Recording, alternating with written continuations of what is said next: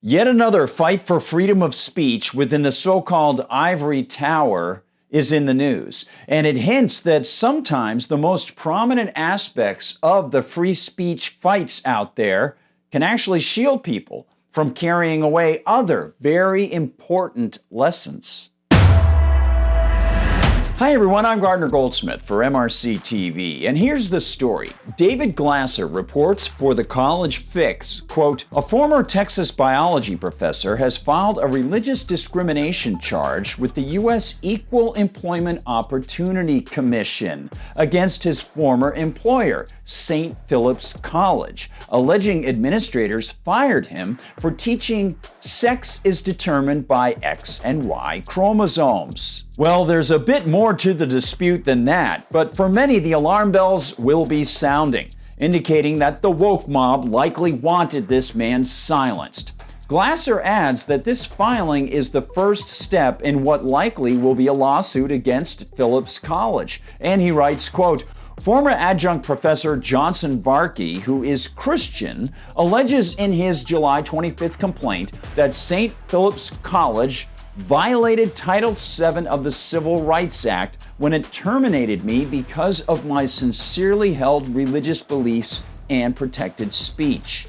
Varkey's firing came after 4 students walked out of his class in November 2022 in an act of protest, allegedly in part over his teaching that X and Y chromosomes determine sex in humans, which again can prompt viewers to feel justified umbrage over a man losing his job simply for stating the truth.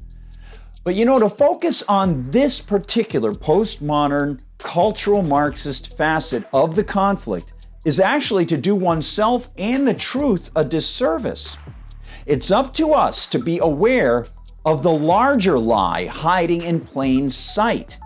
The fact of the matter is that the federal government and its EEOC should have nothing to do with this conflict. Or, to state it with greater specificity, Title VII of the Civil Rights Act is an unconstitutional usurpation, an insertion of federal power into something where the feds have absolutely no jurisdiction.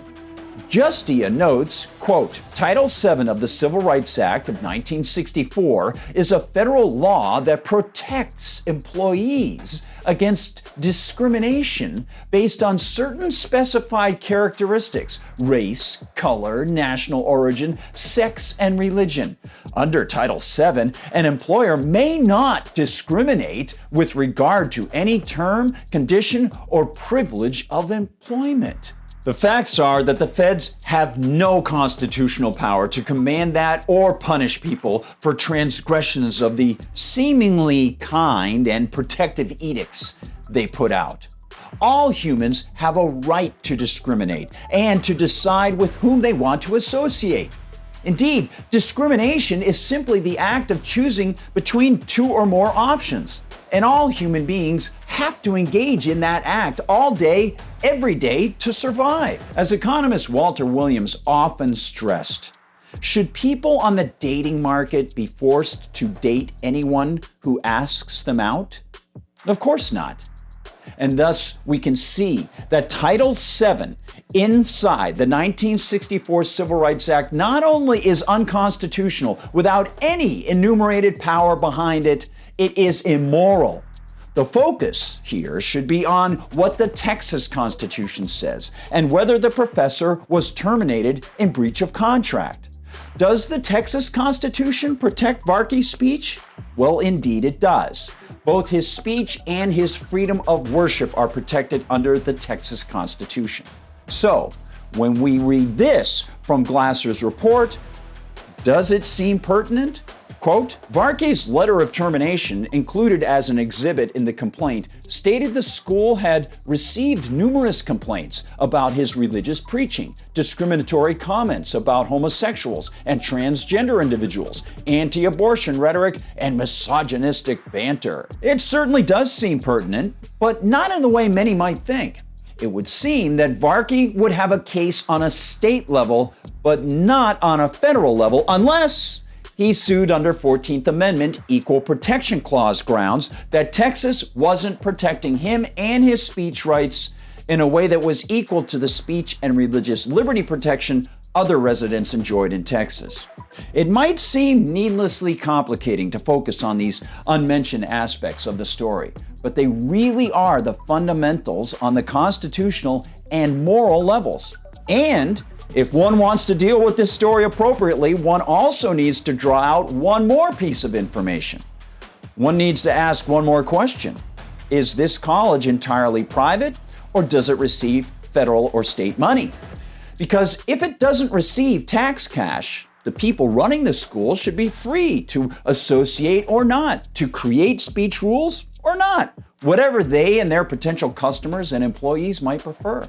If it does receive tax cash, which yes, it does receive tax cash, well, that means that the taxpayer is being forced to pay for the professor's work and for other aspects of the college pedagogy. And that means that the taxpayer isn't free.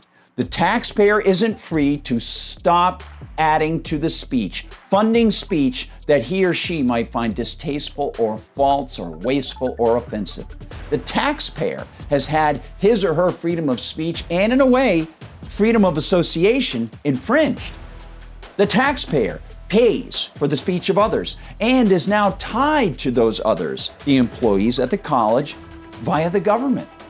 Thus, we can see that the bright fires burning at the surface of this issue, the oft-seen matters of truth versus wokeism and of religious freedom versus cultural Marxism, well, they're not the matters providing the long-term intellectual, constitutional, or moral heat.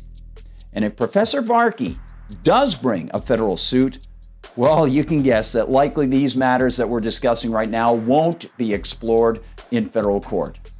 But for us, it's an education, and one that we can pass on even as the surface issues continue to rage bright in people's eyes.